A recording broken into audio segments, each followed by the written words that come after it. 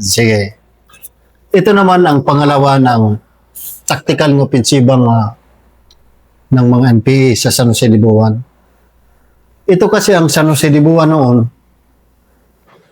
dati ito wala ng kampo. Dati ang mga pulis minsan 2, 3 lang noon dito sa San Jose de Buwan. Wala pa ito police station dito sa San Jose de Buwan.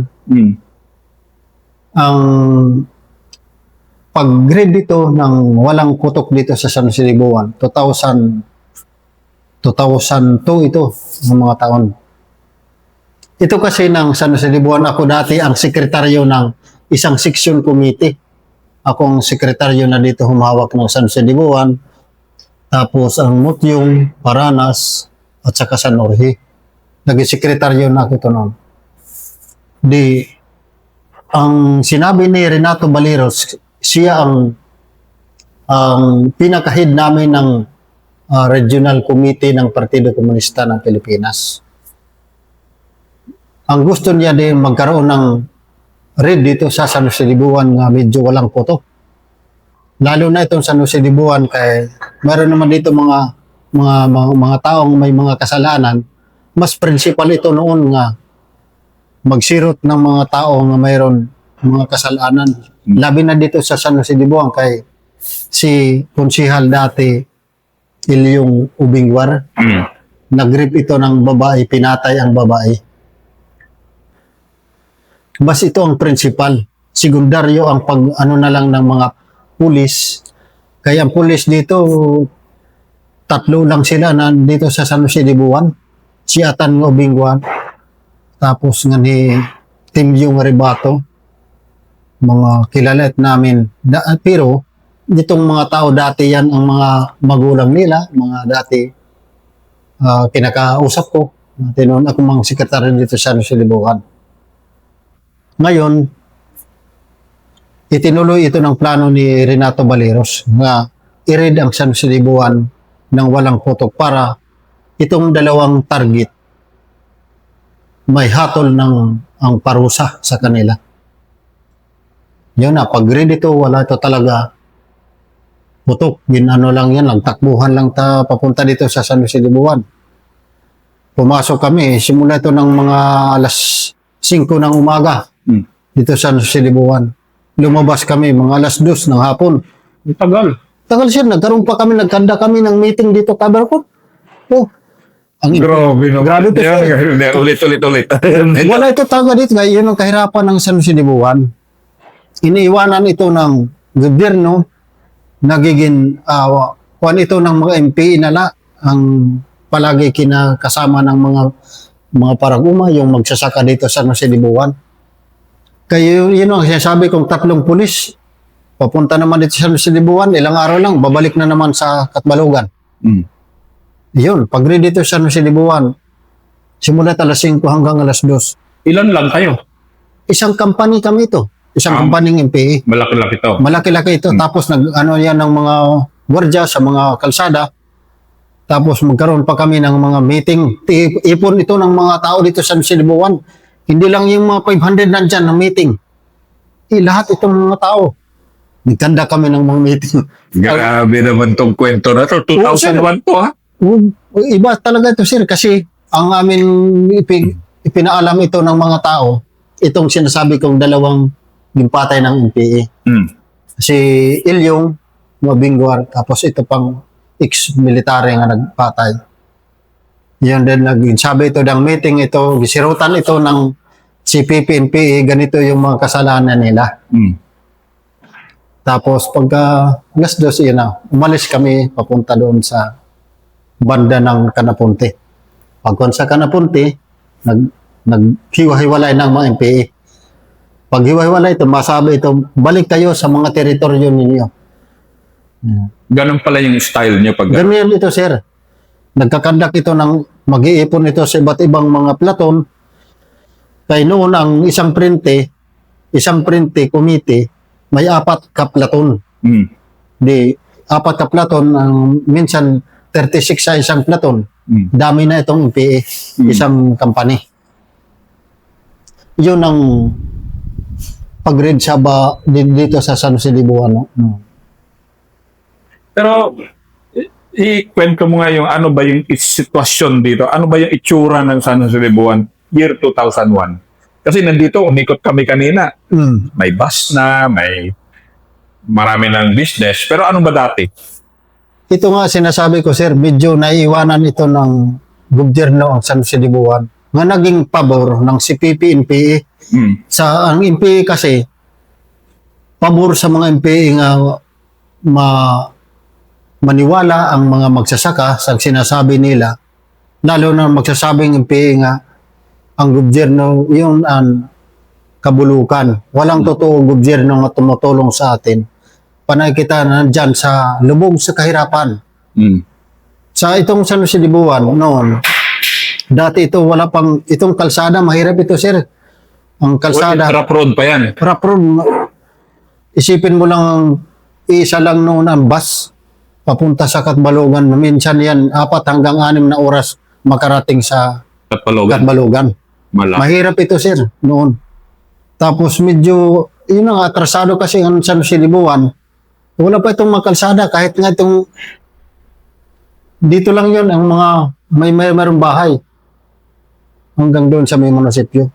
Hanggang doon sa may, wala pa yun, mga bahay, hanggang sa may, doon sa tawid ng ilog. So, halos masabi mo, ang San Jose de Buwan noon, parang kontrolado nyo talaga? Yes, sir. Kontrolado ito. Lahat na yan.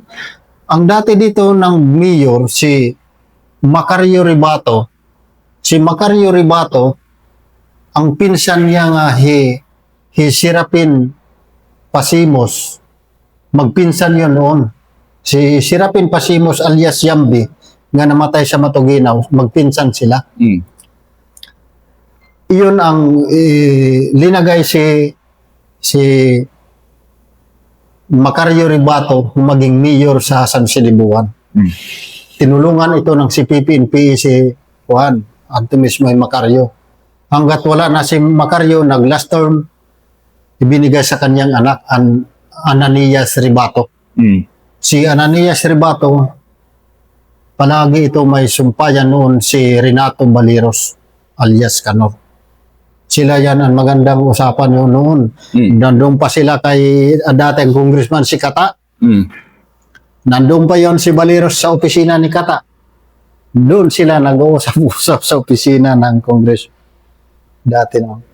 Iyon ang sinasabi ko sa Ren noon, nga, ang sinasabi ko nga, bumangon ng MP hanggat 2001-2002, binakita nila ang lakas ng MP at sa partido. Hanggat sa abot ng mga sundalo kapulisan, nakarating na sa kanila ang political work ng NPA. Ganon? Oo po, sir. Di ba nagkaroon, pinababa si Gloria? Tapos si Irap. Yun ang kalakasan ng mga NPA noon sa buong Pilipinas. Pero, mahal ba kayo ng masa dito? Oo po, sir. Paano nyo nalalaman? Ang O kailangan ba kayo at mahal ba kayo ng masa dito? dati noon ang NPA nagiging mahal ng mga magsasaka. Kasi ang ginagawa noon ng mga NPA, kung saan sila, tumutulong lahat ng mga gawain sa mga magsasaka. Hindi ito na humihingi na ng pagkain na walang kapalit. Talagang NPA ko niyan. Magtatanim ito kahit anong mga itinatanim. Saging, ganito, kamuting kahoy. Itatanim talaga yan. Tapos kung nandoon sila sa mga sakahan, hindi na yan nagsasabi nga, tumulong kayo. Tutulong talaga lahat. Halimbawa, isang platon. Ay, isipin mo na isang platon tutulong sa sakahan mo. Pananim, lahat ng pananim. Iyon na naging masyado kaminahan ng mga magsasaka yung mga NPA noon. Pero, iyon lang ang kapalit ng mga MPs, ang totoong minahal nila. Ang kahirapan naman ng magsasaka, ito na, halimbawa, ang pangako ng MPA. Kahit ako nga, sir, medyo nahiya na ako ng mga magsasaka noon. Halimbawa, nagsasabi ka ng mga magsasaka, o ganito, kailangan kayo magkaroon ng organisasyon para iyon ang magkakaroon kayo ng totoong reforma sa lupa. Mm. Ang MPE, mahigit mga 58 years na dito sa San Jose Libuan. Pero itong pinapangako sa mga magsasaka, hanggang ngayon, kahit naman lang, wala man natupad. Mm. Oh. Sa aking pag-isip ito, nagiging isang sinungali ang MPE. Lahat na lang sasabihin mo mga pangako, nga wala man katuparin. Iyon ang kahirapan ng mga MPE. Lalo na ngayon, nga nandyan na yung gitgita na ito. Mm. Na nandyan ang gobyerno, ang sundalo, kumikilos na. Mm. Hindi katulad noon nga naniniwala ang magsasaka kasi hindi man katulad ngayon. Na, ano ba nagbago? Ano muna tayo? Fast forward tayo. Ano ba nagbago na ngayon? Ang nagbago kasi, sir, itong San Jose Libuan, nandyan na ang gobyerno may import na sa mga barangay, tapos ang mga sundalo nandyan na, palaging kakausap ng mga magsasaka, nga nakikita ng mga magsasaka, ang sundalo, hindi totoo nga nanmamatay, ng kakastigo. Ito ang salinderya na ngayon. Naging mabuti na ang kaisipan ng mga magsasaka nga. Sinungaling pa na ang MPE. Yan sundalo. Ganon. Oo, Nangyari ganon, sir. na. Opo, sir. Kasi ito, hindi katulad noon nga palagi yung kinakausap nila ng karamihan ng mga magsasaka, MPE. Mm. MPE. Hindi katulad ngayon. Ang gobyerno tumutulong na ngayon, labi na ang integrasyon. Mm. Lalo na ang LGU. Noon, wala na yun ng LGU. Hindi na yun makikialam. Kanya-kanya yan. Wala. Ang kahirapan talaga dito sa San Jose Libuan. Medyo ngayon, malayo na ang ating narating. Lalo na dito sa San Jose Libuan, meron pa man dito natitira, pero kaya natin lampasan ito. Basta magtulungan lang, nandyan ang import ng LGU, dito yung sundalo. Diyan kami yung mga peace builder sa San Jose Libuan. Sabi ko, mas lalakas ang MPE kung mawala na kami ang peace builder sa San Jose Libuan. Pero kung nandyan pa kami, hindi talaga sila obra. Marami kami peace builder sa San Jose Libuan. Magtutulungan kami. Ang peace builder kasi ang tawag sa mga former rebels na dati nilang kasamahan, sila Yes. ngayon yung lumalaban. Opo, So, sir. yun yung mga bayani ngayon Yeah. dito sa San Jose Libuan. Yun ang sinasabi ko. Mm. Kung wala na kami, medyo matatakot naman sila kung nandyan pa kami. Pero kung wala na kami, pwede. Ayun ang pagsimula nila. Lalo na sa San Jose Libuan, sir, nabibilang na lang namin ang nandoon pa sa NPA. Ganon. Opo. Tapos mga mahina na, mga bago lang na sampa, mga ganyan. Hindi katulad noon nga medyo makapal ito, San Jose Libuan. Grabe ito, San Jose Libuan. Pero bakit ito kasing sunod mo, police station na naman yung tinira nyo sa Motsyong. Bakit paborito nyo noon yung mga police station birahin? Ito, sir, nga mga taon, yun ang sinasabi ng MPA nga pagbangon, ang ating mas principal, ang makasamsam tayo ng mga karamihan ng armas para bigyan natin ng armas ang ating mga membro ng CPP-NPA. Marami noon ang mga NPA nga, kahit kami, isang platon kami, sir. Isang platon kami, mahigit mga 40 plus kami. Mga 4, 5, mga M16. M16 pa ito nga, naglalakad sa mga daanan, hinahawakan po yung kasahan. Hindi yan pumuputok. Yun ang kahinaan noon. Salit, ang panawagan ito ng partido at saka hukbo, maglansar kita ng tactical ng opensiba para mapalitan yung armas natin tapos marmasan ang lahat ng mga kasamahan ng mga MPA. Kasi ito, ang mas ang pinakamahina na kalaban ng MPA, ang mga police station. Police yun talaga. Mas ang pinaka-hard na target nila ang sundalo. Bakit yung police soft target? Mahina kasi sa, kumbaga dito, pag ano ng police, mahina ito sa labanan ng MPA. Isipin mo lang sa babo, dinon sa Motsyong. Kahit nga kami, ano man lang kami, papunta sa headquarter, naglalakad, pero nagpaka-uniforme kami. Ng ano? Kaya mga sundalo, mga uniforme. Kaisip ng pulis, ng mga sundalo kami, nagja-jogging. Paglapit doon sa nagwagwardya, pinagsabihin ng pulis nga, sumuko ka, MPA kami. Ay, binabaagan ng pulis ay yung baril niya agad sa mga gaguman yan. Di kahinaan. Yung sinasabi kong kahinaan. Dapat hindi niya kilala. Kaya kung iba, noon, daming patay sa amin. Nandiyan pa yung ng pulis, nakatayo pa sa sa amin. Sino kayo? Nagsasabi ng pulis. Pagtakbuhan ng mga MPA, hoy mga MPA kami, sumuko ka. Wala na. Ngayon, ibinigay ng armas yung sister niya. Ang isang team, pasok ng mga headquarters. Nakarinig yung pulis nga nandoon sa loob, barilin agad ang isang MPA. Ayan, isang patay namin ng MPA. Pagpasok pa lang sa headquarters, dito katamaan. Patay ang MPA. Tikang ito na ang putukan. Hanggat isa man lang ang lumaban, wala na. Wala talaga. Yun lang. Oo, bilis agad ito. 17 armas sa Motyong ang nasamsam ng MPA. Bilis lang ito sa sa Motyong. Ay ilang putok lang yan. Nakakuan agad ang mga baril. Pumasok man agad ang mga MPA doon sa loob. Ay, wala na. Wala naman doon mga pulis. Ilang pulis man lang dyan sa Motyong. Ito ang pinakamahina na sinasabi ng MPA, ang mga pulis. Kapag nasurpresa sila, wala talaga yan putok. Yun sir ang kalagayan sa... Pero mga panahon nun, 1993 ka pumasok. So ito, halos mag 10 years ka na noon. Yes sir. So ano nang pan mo noon? Kumusta ang pamilya mo noon?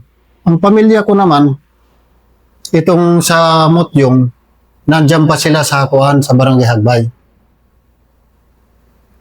Hanggat ito, iniwanan ko lang dyan sa yung mga pamilya ko. Meron man sila noon dinutulong ng mga pamilya ng MPA, tag-300 sa isang buwan noon. Tapos, ginano siya, mga anak noon 3, di 900 bawat buwan. Pagkain, panulam at saka mga lahat ng pangailangan ng mga anak ko. Tapos, yun na. Pagka hinarapos ito ng 2002, diniploy na ako sa Matuginaw. Doon ako naging sekretaryo din sa Matuginaw. Bakit? Dahil sa talent mo o dahil... Yes, sir. Anong pinapakipamalas mo noon na talent sa loob? Anong talent? Political, sir. Dito sa Western Samar, kahit kung itong sinasabi ko, yung mga political dito, wala sinabi yun sa akin. Mga recruitment ng mga hukbo. Naging kon ako noon dito sa San Jose Libuan. Tagapag-supply ng iba't ibang mga platon, mga printy.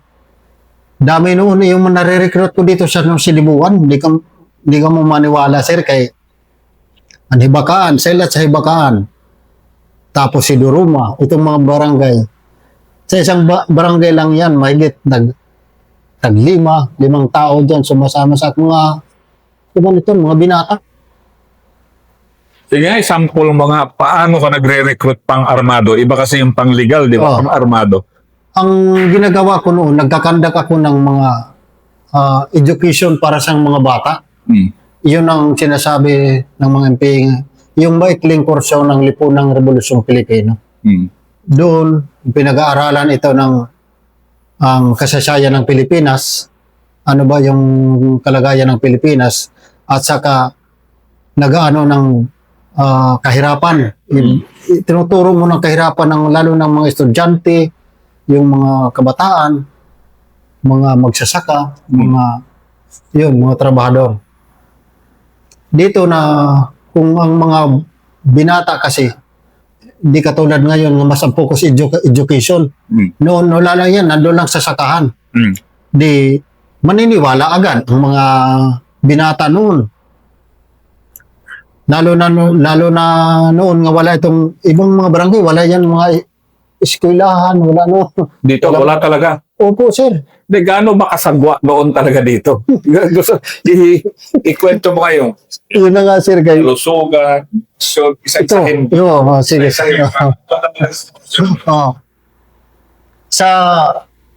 sa San Jose de Buwan, ang pinaka malaking kahirapan noon, ang education sa San Jose de Buwan. Ang sinasabi ng MPA, ang education sa Pilipinas naging isang komersyal para sa mga mamamayan. Ngayon, lalo na itong mga barangay nga walang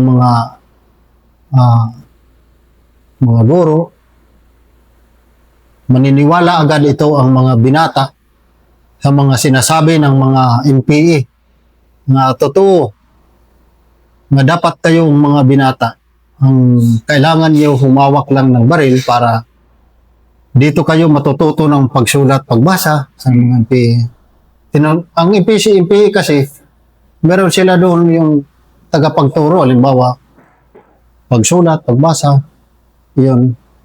Sinasingabot ng mga MPA ang kahirapan ng mga binata noon. Lalo na ang mga binata noon gusto mag-aral pero ang kalayuan naman ng mga eskwelahan. Ang dagdag itong kahirapan dito ng mga magsasaka, lalo na lang matagal na, sabi ng MPA, matagal na yung kahirapan nyo, ang bawat pamilya, nagpalitan na lang kayo ng lahi, pamilya, pero ang iyong kinakaharap na kahirapan, wala pang pagbabago ang ganyan. Ang hawak nyo, bulo, itak at saka itak lang. Wala na kayo, hindi kayo magkakaroon ng kasulbaran ng problema. Yung sinasabi ng mga MPA.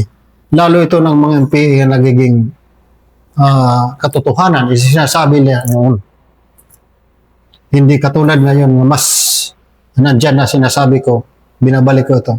Ang gobyerno ba import na sa lahat ng mga barangay dito sa San Jose de Buwan. Ang MPA kasi mas mabilis nila makapaniwala yung pinagsasabihan ng tao, sinasabi ang mga kahirapan agad. Ito talaga yan. Nare-recruit kahit nandyan sa mga estudyante. Lalo na kung mga batid sila mga baltok ng mga kabataan. Yun ang kalagayan dito noon sa San Jose de Buwan. Asya nga, lumalakas ang MPA, sinigabot nila ang kahirapan ng mga walang import ang gobyerno, wala dito mga pinag-aaralan ng mga bata. Hindi katulad ngayon na nandyan na ang gobyerno, tumatulong na sa atin. Malagang ito ang second episode.